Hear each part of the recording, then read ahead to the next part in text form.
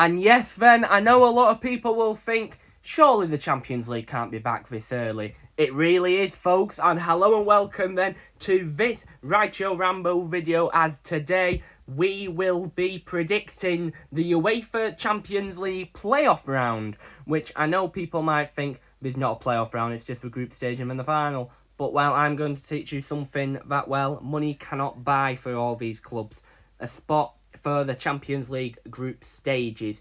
Six games, 12 teams. 6 teams will either be going into the Champions League, joining the likes of Manchester United, obviously, sadly, the holders Manchester City, or they could be going into the UEFA Europa League, where they will be joining against, well, Liverpool and Ajax and all them. This is how big this could be there for these teams. Either a spot in the Champions League or a place in the UEFA Europa League. Champions League, you'll get revenue, you will get money, you'll get TV deals. Surely you'll get that in the Europa League, but you won't get as much money as in the Champions League. The Champions League is the biggest club competition in the world, we know that. So for all these for all these 12 teams, this position is massive for them, absolutely massive. If they either want to get more money and possibly expand their brand of the club, or if they want to be in the UEFA Europa League, where they will still be playing European football, but just not as competitive and not as atmospheric as in the UEFA Champions League. So this is how big this tie and this playoff will be. But straight like that then, let's get underway and let's talk about the first game of the playoffs. Bring it on. And here we are then. This is the first game then of the Champions League playoff round that I'm going to show you. And it is between Raków Częstochowa and FC København. And first of all, yes, how the hell am I going to say this? Well, I've got my little help there of Google Translate, which is going to say this place. Zagłębiowski Park Sportowy. Thank you. And it is in the city of Sosnowiec. And what we do know is actually Raków was supposed to be playing at their home ground. But, well, because their home ground doesn't fit UEFA criteria, they are playing here at that place, what Google Translate just said. But, yeah, what it is with this, I mean, for Raków Częstochowa, it is the first time they are playing in the Champions League. So the fact that they are playing in this big of a stage means that, well, it must be massive for them. And it is. It is. And I mean, a place in the playoff round, 1 win away, well, 2 wins away, and you're in the UEFA Champions League. It's absolutely massive for Raków. But we do know they did win the Polish league, and they do have a new manager, Raków. They do have Dawid Szwagowra, who replaced the long-term coach of Marek Papszun, who did manage Raków for 7 years, and during that 7 years, he did a little bit of a Luton Town. Now, he guided them from the 3rd tier of Polish football, Liga 2, all the way to the Ekstraklasa, which is obviously the 1st tier of the Polish football. So, the best player I am going to say, however, for him, is Łukasz Zuluński, and he did move from relegated Legia Gdańsk, where he did score 36 goals in 94 appearances. And I know, first of all, you might think, hang on, that's rubbish. But, well, he moved from a relegated club. Legia Gdańsk are a relegated club. They are now in the 2nd division of the Polish football. So he decided to make the move to Legia Gdańsk to Raków, and, well, he's done okay with them. He has done okay with them. Obviously, with Copenhagen, they are a very good team, do not get me wrong. They did have the best away record in the league last year. And, well, since the 18th of May, they have won 14, lost 0 and drawn 2. So, obviously, they must be a very good team. So, because of that, even if they did obviously win on penalties, I do still believe Copenhagen will win this. I think Copenhagen, altogether, their quality is much better there than Raków. And, well, for the first leg, I'm going to say, it'll be slightly tougher, but I am going to say it will be a 2-1 win there for Copenhagen. And then, for the second leg at the Parken Stadium, I think it will be a bit of a rout, to be honest there. I think Copenhagen will rout Raków. I think, obviously, in the first leg, Raków will give them a tougher game because, well, it is in Poland. It is, well, not their home ground, but it is still in a ground in Poland. However, I just think they're from Copenhagen. I think their quality, obviously, they've got better players than Raków. I mean, their two standout players there for Copenhagen is Victor Claesson, who scored 14 goals since his move to Krasnodar last year, and a recognisable face called Mohamed Elyounoussi. He did obviously play for Celtic before he moved to Southampton, and then he moved to Copenhagen there for free. He's a recognisable name, obviously, for Southampton and in the Premier League. And I think because of that, I think Copenhagen will just basically rout on Raków Częstochowa this game. I think we will see a goal there from Victor Claesson, and who knows, possibly Rasmus Højlund's brother, Oscar Winter Højlund, could come into effect. He might score a goal or two, we don't know. But I am going to say Copenhagen will win this game by 3-0, which will mean Copenhagen will be going through there to the UEFA Champions League group stage by an aggregate score of 5-1. Then let's move to Rangers versus PSV, where it will be a tough game. I mean, don't get me wrong, last year when they did play in the Champions League playoff round, it was a very tough game there for both teams. Eventually, it was the boys in blue, it was the Gers that ended up going through there to the Champions League group stage. But what do I think of this? Well, it's going to be different. It will be different because obviously a new manager. Last year they had Giovanni Van Bronckhorst. This year they've got Michael Beale, who was the former manager of QPR, and it will be his first UCL playoff game. And well, the good thing is with Rangers, they have averaged a possession rating of 66.7%. So that means they are a very, very good organised passing team. And well, they will need to do better than last season's UCL campaign. I think Michael Beale will already have that. But yeah, I think what it will be, I think Ibrox will be a very, very tough place. And I think for this first leg, it will be a tough place in particular there for Rangers. Because obviously, with PSV's point of view, they have the 4th best away record in the league. Rangers, they have the 2nd best home record in the league. So I just think Rangers, they will be competitive this game. They will know what it will mean. Ibrox will be under the UCL lights. So I'm actually going to go for a first little shock here. And I will say Rangers will win this first leg by 2-1. Then it will all call crumbling down here at the Philips Stadion. And I just think, well, you've obviously got the highs and spirits, obviously, following that 2-1 win against PSV Eindhoven at Ibrox. I think back here in Eindhoven, it will be a very tough challenge, and it will be a completely different atmosphere there for the Rangers fans to obviously adjust. Obviously, talking about Rangers' home record, PSV home record is even better. They had the best home record in the Eredivisie. Even if they did lose the title, they had the best home record. PSV did beat Sturm Graz to get into this stage. Obviously, Philips Stadion, they will obviously want to be cheering. The last time they were in a group stage campaign was in the 2018-19 season, which Liverpool, I believe, won that Champions League season in Madrid. But, yeah, what do I think? I think for the first leg, obviously 2-1, you've got the highs and spirits there from Rangers. I think PSV will fight back. I think they'll fight back, and it will be a similar scoreline. I think it'll be 2-1 there to PSV Eindhoven, which will mean they will be going back into extra time. And I believe PSV will win that by 3-1. I think Luc de Jong will find a way to score, possibly in the 100th minute. The Philips Stadion will be roaring, and because of that, I believe PSV will be going through to the UCL group stages. That will mean Rangers will be going into the UEFA Europa League. I mean, last time they did, though, they got to the Europa League final.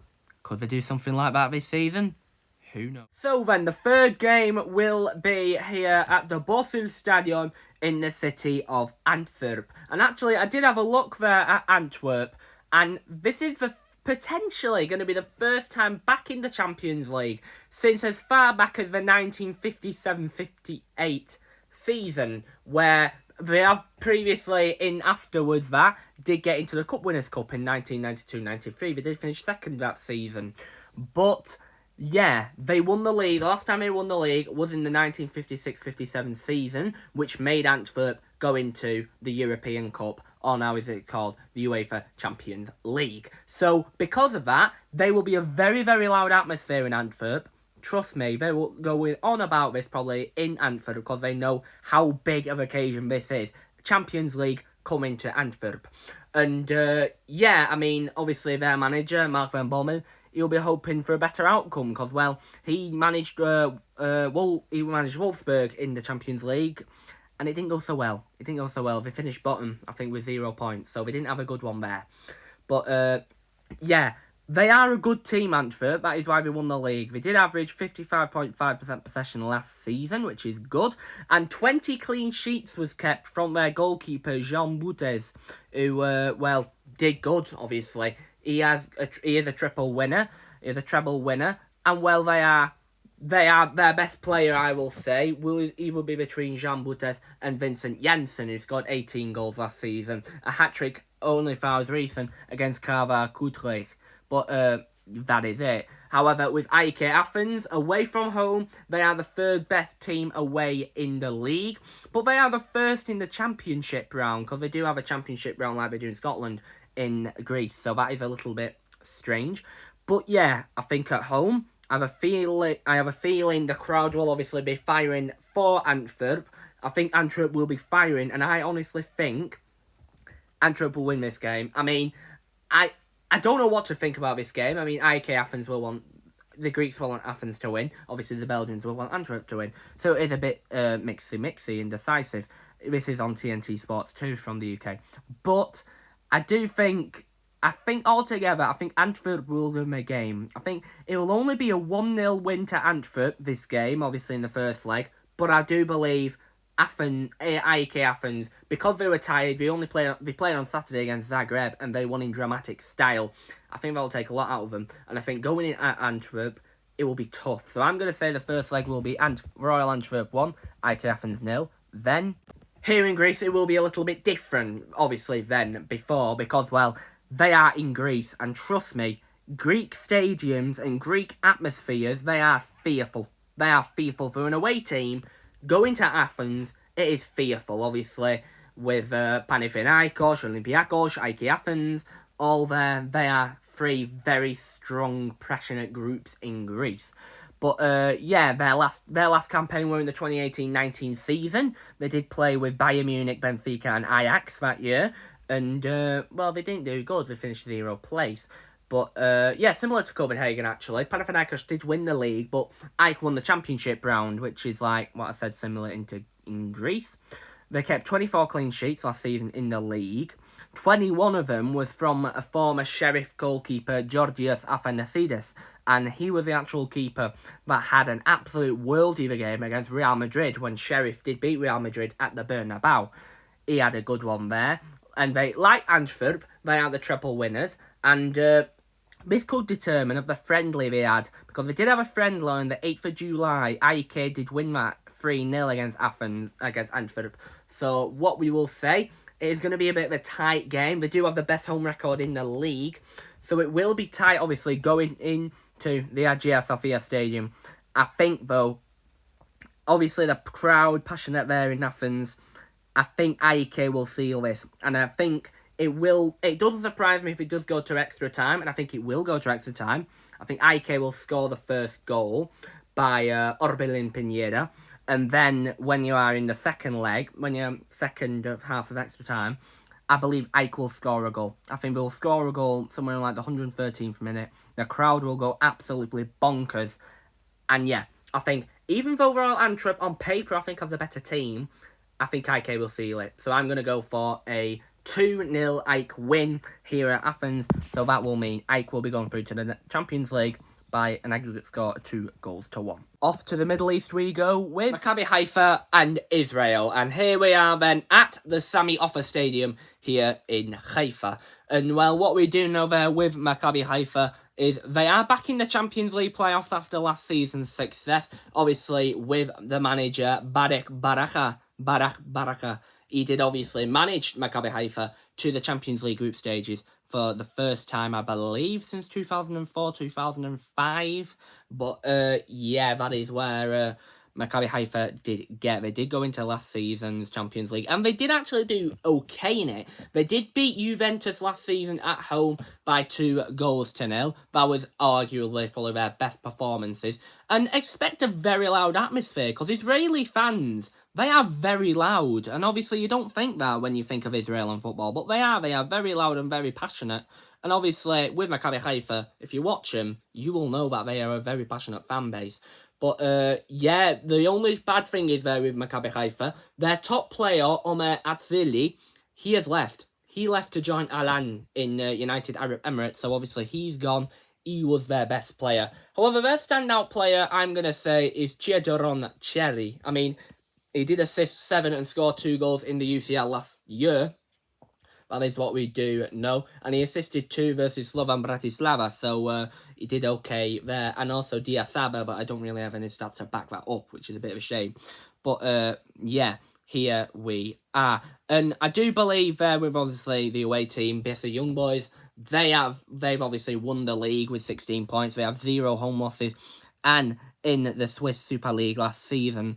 So I do believe this will be quite a tough game. So, to be honest, it doesn't really surprise me if it's going to be a 0-0 draw here, because I think both sides will both fight it out, really, to see what it is. I mean, Young Boys have the European experience, don't get me wrong, but also Maccabi Haifa do. So it will be a tough game to see what can happen. So I'm actually going to call this game a first dull draw, and I'm going to say Maccabi Haifa v PSV Young Boys will finish 0-0 for the first leg. But, like as always, expect some goals. And obviously, that is what you do expect. You do expect goals in the second leg. And I believe this one will be it. I think there'll be a lot of goals here at the Stadion Van Dorf in Bern. And obviously, I know it's a funny name. It's traumatising for me as a Manchester United fan because, well, the last time Manchester United did go to the Stadion Van Dorf, United lost. United lost by 2-1 or 2-0, I can't remember. John Sabicu scored a last-minute goal when Jesse Lingard basically fluffed it, and then he scored it with 2-1, actually. But, yeah, that was when Bern and PSV Young Boys had their last Champions League campaign, which was in the 2021-22 season. They finished with 5 points, obviously, 3 of them without winning against Manchester United. And another manager that did beat Manchester United with Swiss club is Rafael Vicky. He could return to the Champions League if they do win this tie. And always expect the unexpected when it comes to Young Boys, because Young Boys, they can produce something. They can either have a good game or a very bad game. So always expect the unexpected there with them. But yeah, they have been dominant in Switzerland, Young Boys. We won the league with 16 points last year. So that means they are dominant in Switzerland, and they will come at you. They will come at you. They did have an average 57.1% possession last season. They scored 82 goals last season, so expect goals. Expect goals, and I think there will be goals. And I do believe, I just think because of the quality and the dominance, I think PSV Young Boys will go through. I think overall, obviously with Maccabi Haifa, they did play against Crvena Zvezda, who again are a dominant force in Serbia. They did beat them. They went through to the knockout stages. But I think it will be different there with this. I think Bern, PSV Young Boys, they are obviously a big club in Switzerland, and I think the dominance, obviously the top goal scorer Jean-Pierre Nsame scored 21 goals last season, so that is meaning he will be back at the Champions League if that is the case. And I believe Young Boys will do it. I believe they will win probably this tie by 3-1. I think altogether they will be goals galore at the Stadion Van Dorf. So that is why I will be saying PSV Young Boys 3, Maccabi Haifa 1, PSV Young Boys, welcome back to the Champions League. Probably to face Manchester United through another season. Middle East to Scandinavia. Molde, and where Molde play. And well, obviously there with this game, could it be 2 times the charm there for Erling Moa? Could it be second time's the charm? Because they did lose in painful style last time out to Ferencváros. Obviously, they do not want to have the same repeat against Galatasaray. And, well, actually, the interesting thing there with Molde is they did play to a northern team, fairly northern teams. They did play HJK Helsinki in the first round, and then in the second round, who they beat, they had to play KI Klaksvik, who are a bit of a fairy tale, actually, in this Champions League Classic. They came out of nowhere, and all of a sudden, they will be in Europe. They will be playing in Europe. If they do beat Sheriff, they will be in the UEFA Europa League Classic, and so on. Erling Haaland and Ole Gunnar Solskjaer, former clubs, obviously, here. Ole Gunnar Solskjaer, a fellow bloke of Manchester United, I do know. He did manage here, joined with Erling Haaland. He used to score here, so both are a good tag-old team. But, yeah, similar to Young Boys, Molde did win the league with a difference of 18 points. So the second place, Björn Glimt, they were pretty much nowhere to be seen there for Molde. And what I will say is they have the best home record in the Elitserien. So that means, well, they've got a good home record, and they've got the best defence in the league. However, I think a team like Galatasaray coming to your town doesn't mean good things. And I think, for my opinion, Galatasaray are the best team in this playoff team. I think, looking at their squad and looking at their roster, they have one heck of a squad. They've got a squad to at least be competing in the knockout round of the Champions League, for my opinion. I mean, the players who they have, you've got Mauro Icardi, Hakim Ziyech, Wilfried Zaha. They're a very strong Galatasaray team, and I think because of that, I think that will hurt Molde, little tiny Molde, and I do feel sorry for Molde, but I think it will be tougher for Galatasaray in the first leg, but I still think Galatasaray will get the job done. As I'm going to say, it will be a 2-0 Galatasaray win here. Then in Turkey, it will be a battering. Because obviously, with Istanbul and so on, Molde and Istanbul are two completely different places. You're going from one climate to the other, cold to hot. And like we said, we're going back to the Middle East, baby. But yeah, I just think Galatasaray, they have probably one of the best teams in this playoff picture, and I think the standout player there for Galatasaray is, of course, Mauro Icardi. He scored 22 goals in the Turkish League last season, 16 goals in 13 games, and I do believe he will destroy Molde. He will score 2 goals at least, first leg and second leg. Their last competitive loss, actually, was on the 30th of April versus Besiktas, so that does mean, well, they've not lost in a long time, so we're pretty much used to winning.